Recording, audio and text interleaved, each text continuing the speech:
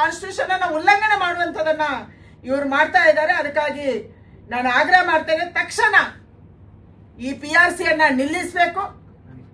ನಾವೆಲ್ಲರೂ ಕರ್ನಾಟಕದ ನಾಗರಿಕರೇ, ನಾವೆಲ್ಲರೂ ದೇಶದ ನಾಗರಿಕರು. ನಮ್ಗೆ ಯಾವ್ದು ಕೂಡ ಪರ್ಮನೆಂಟ್ ರೆಸಿಡೆನ್ಷಿಯಲ್ ಸರ್ಟಿಫಿಕೇಟ್ ಬೇಕಾಗಿಲ್ಲ. ನಾವು ಇಲ್ಲಿಯವರೇ.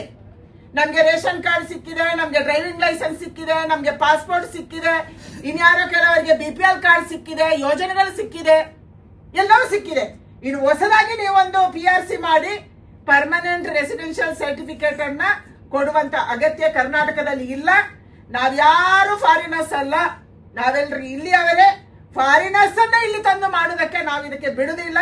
ಅದಕ್ಕಾಗಿ ಇದು ಸಂವಿಧಾನ ವಿರೋಧಿ.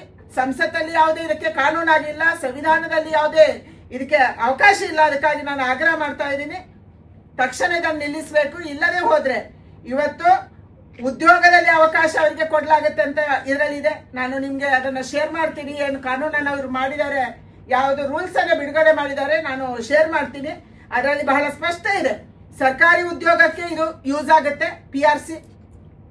ಈ ಕಾರ್ಡ್ ಸರ್ಕಾರಿ ಉದ್ಯೋಗದಲ್ಲಿ ಸಿಗುವಾಗ ನೀವು ತೋರಿಸಬಹುದು. ಶಿಕ್ಷಣದ ಪ್ರವೇಶ, ಕಾಲೇಜ್ಗಳ ಅಥವಾ ಹಾಸ್ಟೆಲ್ ಪ್ರವೇಶ ಸಿಗುವಾಗ ನೀವು ಇದನ್ನು ತೋರಿಸಬೇಕು. ವಿದ್ಯಾರ್ಥಿ ವೇತನ ಪಡೆಯುವಾಗ ಇದನ್ನು ತೋರಿಸಬೇಕು. ಬೇರೆ ಬೇರೆ ಸ್ಕೀಮ್ಗಳಿಗೆ, ಯೋಜನೆಗಳಿಗೆ ಇದನ್ನು ತೋರಿಸಬೇಕು. ಸರ್ಕಾರಿ ಸೌಲಭ್ಯ ಪಡೆಯೋದಕ್ಕೆ ಇದನ್ನು ತೋರಿಸಬೇಕು ಅನ್ನುವಂಥದ್ದನ್ನ ಬಹಳ ಸ್ಪಷ್ಟವಾಗಿ ಈ ಕಾನೂನಲ್ಲಿ ಇವತ್ತು ಉಲ್ಲೇಖ ಮಾಡಿದ್ದಾರೆ. ಈ ಕಾನೂನಿನಲ್ಲಿ ಉಲ್ಲೇಖ ಮಾಡಿದ್ದಾರೆ. ಇದಕ್ಕೆ ನಮ್ದು ವಿರೋಧ ಇದೆ. ನೀವು ಹೊಸ ಯಾವುದೇ ಸರ್ಟಿಫಿಕೇಟ್ ಕೊಡುವಂತ ಅಗತ್ಯ ಇಲ್ಲ. ಭಾರತದ ನಾಗರಿಕರು ನಾವು ಇವತ್ತು ನಿನ್ನೆ ಎಲ್ಲಿಂದೋ ಪಾಕಿಸ್ತಾನನೋ ಬಾಂಗ್ಲಾದೇಶದಿಂದ ಬಂದವರಲ್ಲ. ನಾವು ಭಾರತದಲ್ಲಿ ಹುಟ್ಟಿದವರು, ಭಾರತದಲ್ಲಿ ಬೆಳೆದವರು, ನಾವು ಕನ್ನಡಿಗರು, ನಾವು ಇಲ್ಲೇ ಇರುವವರು. ಅವರು ಮಾಡಿರುವಂತ ಕಾನೂನಿನಲ್ಲಿ ಒಬ್ಬ RI ರೆವೆನ್ಯೂ ಇನ್ಸ್ಪೆಕ್ಟರ್ ಕೂಡ ಅದಕ್ಕೆ ಸರ್ಟಿಫೈ ಮಾಡಬಹುದು. ಎಲ್ಲಿ ಕೊಡ್ಬೋದು?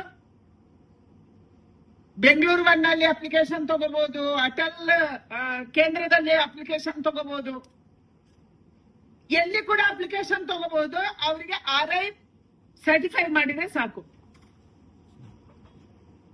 ಇವತ್ತು SIR ನಡೆದ ಮೇಲೆ ನಮ್ಗೆ ಗೊತ್ತಾಗಿರುವಂತದ್ದು, ಇದೇ ರೀತಿಯ ಸರ್ಟಿಫಿಕೇಟ್ ಅನ್ನು ಕೊಡೋದಕ್ಕೆ 50 ರೂಪಾಯಿ ಕೊಟ್ಟು ಕೂಡ BLOಗಳು ಸರ್ಟಿಫೈ ಮಾಡ್ತಾ ಇದ್ದಾರೆ ಅಂತ ಹೇಳಿ ನಮ್ಮ ಹತ್ರ ವಿಡಿಯೋ ಇದೆ. ನಿನ್ನೆ ಮೈಸೂರಿನಲ್ಲಿ ಎನ್ಯುಮರೇಷನ್ ಫಾರ್ಮ್ ಕೊಡೋದಕ್ಕೆ ತುಂಬೋದಕ್ಕೆ 50 ರೂಪಾಯಿಯನ್ನ ಕಲೆಕ್ಟ್ ಮಾಡ್ತಿದ್ದಾರೆ. ವಿಡಿಯೋದಲ್ಲಿ ಹೇಳ್ತಾ ಇದ್ದಾರೆ 50 ರೂಪಾಯಿ ಕೊಡ್ಬೇಕು ಅಂತ ಹೇಳಿ. ಅಂದ್ರೆ ಕರ್ನಾಟಕದಲ್ಲಿ ಈ PRC ದುರುಪಯೋಗ ಆಗೋಲ್ಲ ಅನ್ನೋದಕ್ಕೆ ಖಾತ್ರಿ ಯಾರು ಖಾತ್ರಿ ಮಾಡ್ತಾರೆ? ಮತ್ತೆ ಭಾರತದ ನಾಗರಿಕತೆಯನ್ನು ಕೊಡೋದಕ್ಕೆ ನೀವು ಯಾರು? ಇದನ್ನು ಕೇಂದ್ರ ಸರ್ಕಾರ ಕೊಡಬೇಕು.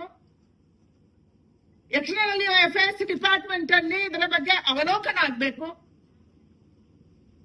ಭಾರತದ ನಾಗರಿಕ ಹೌದಾ ಅಲ್ವಾ ಅನ್ನೋಂಥದ್ದು ತೀರ್ಮಾನ ಆಗಬೇಕು. ನೀವು ಭಾರತದ ಸಂವಿಧಾನವನ್ನು ಹಿಡ್ಕೊಂಡು ಹೋಗ್ತೀರಿ ಎಲ್ಲ ಕಡೆ. ರಾಹುಲ್ ಗಾಂಧಿ ಅವರ ಕೈಯಲ್ಲಿ ಭಾರತದ ಸಂವಿಧಾನ, DK ಶಿವಕುಮಾರ್ ಕೈಯಲ್ಲಿ ಕೂಡ ಭಾರತದ ಸಂವಿಧಾನ.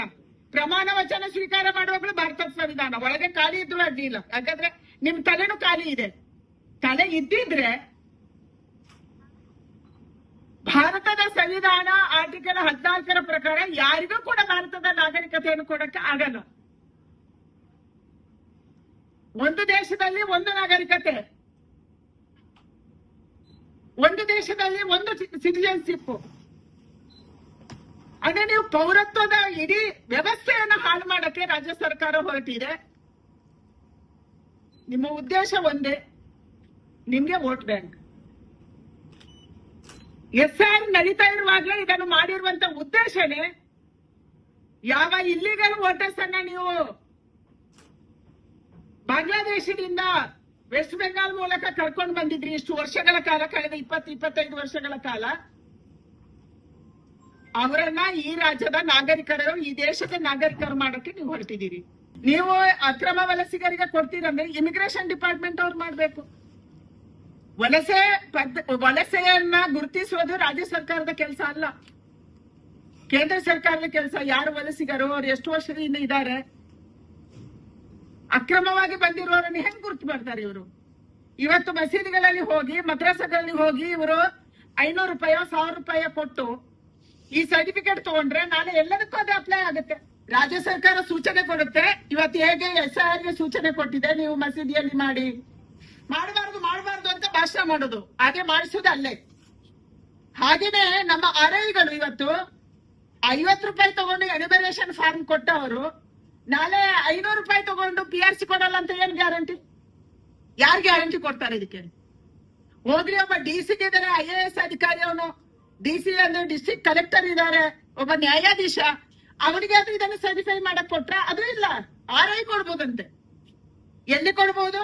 ಅಟಲ್ ಕೇಂದ್ರದಲ್ಲೂ ಕೊಡ್ಬೋದು, ಬೆಂಗಳೂರು ಒನ್ನಲ್ಲೂ ಕೊಡ್ಬೋದು, ಎಲ್ಲಿ ಬೇಕಾದ್ರೆ ಕೊಡ್ಬೋದು. ಏನ್ ನಡೆಸಿದೀರಿ ನೀವು? ಈ ದೇಶದ ಭದ್ರತೆ ಕತೆ ಏನಾಗ್ಬೇಕು? ಇಷ್ಟೊಂದು ಜನ ನುಸುಳುಕೋರು ಇಲ್ಲಿ ಬರ್ತಾ ಇದ್ದಾರೆ ಅಂತ ಪೊಲೀಸ್ ಇಲಾಖೆಗೆ ನಿಮ್ಗೆ ಗೊತ್ತಿದೆ. ಮುಖ್ಯಮಂತ್ರಿಗಳು ಒಂದ್ಸಾರಿ ಪೊಲೀಸ್ ಇಲಾಖೆ ಮೀಟಿಂಗ್ ಕರೀರಿ, ಅವ್ರ ಹತ್ರ ಕೇಳಿ ಕರ್ನಾಟಕದಲ್ಲಿ ಎಷ್ಟು ಜನ ನುಸುಳುಕೋರು ಇದ್ದಾರೆ, ಅವ್ರ ಹತ್ರ ವರದಿ ಕೇಳಿ ದಯಮಾಡಿ. ಆಗ ನಿಮ್ಗೆ ಅರ್ಥ ಆಗುತ್ತೆ ಇಲ್ಲಿ ಎಷ್ಟು ಜನ ನುಸುಳುಕೋರು ಇದ್ದಾರೆ ಅಂತ ಹೇಳಿ, ಯಾವ ದೇಶದವ್ರು ಇದ್ದಾರೆ ಅಂತ. ಅವ್ರೆಲ್ಲರಿಗೂ ನಾಳೆ RI ದುಡ್ಡು ತಗೊಂಡ ಅಥವಾ ಯಾವ್ದೋ ನಿಮ್ಮ ಒತ್ತಡಕ್ಕೋ ಸರ್ಟಿಫಿಕೇಟ್ ಕೊಟ್ಬಿಟ್ರೆ ಅದು ಪರ್ಮನೆಂಟ್ ಕಾರ್ಡ್ ಆಗುತ್ತೆ. ಶಿಕ್ಷಣ ಪಡೆಯೋದಕ್ಕೆ, ಉದ್ಯೋಗ ಪಡೆಯೋದಕ್ಕೆ, ಬೆನಿಫಿಟ್ ಪಡೆಯೋದಕ್ಕೆ ಪರ್ಮನೆಂಟ್ ಕಾರ್ಡ್ ಆಗುತ್ತೆ. ಕಾನೂನಿ ವಿರೋಧಿ ಇದೆ. ಭಾರತದ ಆಂತರಿಕ ಭದ್ರತೆಗೆ ಒಂದು ದೊಡ್ಡ ಸವಾಲಾಗಿದೆ.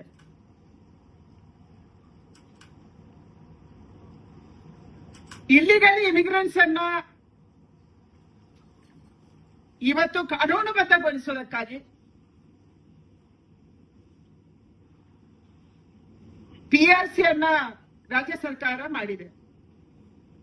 ಆಶ್ಚರ್ಯ ಅಂದ್ರೆ ಈ PRC ಯಾರು ಮಾಡ್ಬೋದು? ಯಾರು ಪರ್ಮನೆಂಟ್ ರೆಸಿಡೆನ್ಸ್ ಸರ್ಟಿಫಿಕೇಟ್ ಯಾರು ಕೊಡ್ಬೋದು? ಗೃಹ ಮಂತ್ರಿಗಳು ಒಂದು ದಿನಾನು ಕೂಡ ಕರ್ನಾಟಕದಲ್ಲಾಗುವಂತ ಅತ್ಯಾಚಾರದ ಬಗ್ಗೆ, ಕರ್ನಾಟಕದಲ್ಲಿ ಆಗುತ್ತಾ ಇರುವಂತ ಕೊಲೆ ಬಗ್ಗೆ, ಕರ್ನಾಟಕದಲ್ಲಿ ಆಗ್ತಾ ಇರುವಂತ ಡ್ರಗ್ಸ್ ದಂಧೆ ಬಗ್ಗೆ, ಕರ್ನಾಟಕದಲ್ಲಿ ಆಗ್ತಾ ಇರುವಂತ ಅಕ್ರಮಗಳ ಬಗ್ಗೆ ಅವ್ರು ಮಾತಾಡಿಲ್ಲ. ಯಾವತ್ತು ಮಾತಾಡಿದಾರೆ ನಂಗೆ ಹೇಳಪ್ಪ ನೀವು?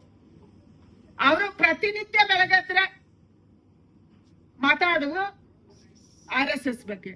ಅಂದ್ರೆ RSS ಬಗ್ಗೆ ಮಾತಾಡಿದ್ರೆ ಅವರು ಗೃಹ ಮಂತ್ರಿಯನ್ನ ಉಳಿಸ್ಕೋಬಹುದು, ಅವರ ಅಪ್ಪ ಕಾಂಗ್ರೆಸ್ಸಿನ ಅಧ್ಯಕ್ಷರಾಗಿ ಉಳಿಬಹುದು ಅಂತ ಅವ್ರು ಅನ್ಕೊಂಡಿದ್ದಾರೆ.